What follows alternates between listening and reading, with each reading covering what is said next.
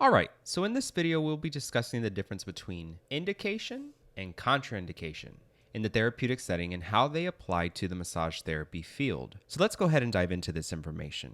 The very first one we're going to cover is indication. Simply put, indication in massage therapy are thumbs up. They are an okay in moving forward with treatment. In other words, the client is a good candidate for massage therapy services. Massage therapy is indicated. For instance, let's say that a client comes in with a lot of discomfort and tension in their neck and shoulders. After the initial consultation, you learn that there are no prior injuries and that the client is a truck driver and is often sedentary and sits down during working hours. After a quick visual assessment, you notice that the client has a poor posture as they are standing up and a forward head posture as they are sitting down going over the intake form with you. Because there are no prior injuries and their discomfort and tension in their neck and shoulders is likely due to their work habits, this is a great indication that the prospect client can take advantage of your massage therapy services. Another example, an older client who is a professor comes seeking massage therapy services as an integral part of his healthcare. The client mentions that they would just like a relaxing massage with light to moderate pressure only. After reviewing the intake form, you learn that the client has a health history of blood pressure and cancer. After inquiring about these questions with the client tells you that his blood pressure is under control with medication and his cancer is in remission. Because your client's health conditions are under control, this is a good indication that your client is a good candidate for massage therapy services. Now, on the other hand, we have contraindications. Simply put, contraindications in massage therapy are red flags in moving forward with treatment. In other words, the client may not be a good candidate for massage therapy services. Massage therapy is contraindicated. For instance, let's say that an established client comes in for their weekly appointment.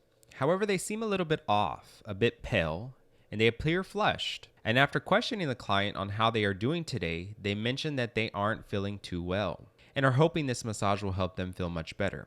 You ask the client for permission to check their temperature, and they agree. With your non-contact infrared thermometer, your client's temperature reads 101.1 degrees Fahrenheit. Because the client's body is likely fighting off some type of infection, and massaging the body may further exacerbate the condition and the body's ability to adapt to the massage therapy services is contraindicated on this client. More specifically, systemically contraindicated, but we will cover this more in depth in another video. Another example, an older client comes to you seeking massage therapy services. The client mentions that they aren't sure whether you will be able to massage their legs because they have been swollen for the past few days. After assessing the client's legs, you notice that the client's lower extremities are in fact swollen, and with the permission of the client, you ask if you can assess their legs for pitting edema. The client agrees. You press firmly with your thumb for at least 2 seconds and notice that after the application, your thumb's indentation remained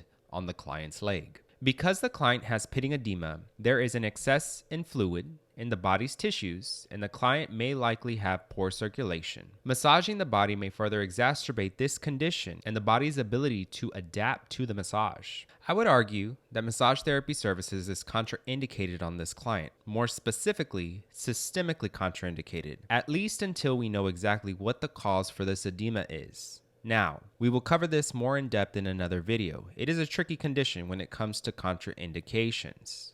For now, just understand that indications means massage therapy services are safe, meaning the client should be able to receive a massage. And contraindications means that the massage therapy services may not be safe, meaning the client should not receive a massage. Now, we're going to do a really quick review. Let's see if you can discern whether the following examples are indications or contraindications for massage therapy services. The first one, a client has a severe headache and would like to see if massage therapy services will help. After reviewing the activities that may have led to the headache, you learn that the client went to a theme park where they rode roller coasters all weekend. Is this an indication or a contraindication for massage therapy services?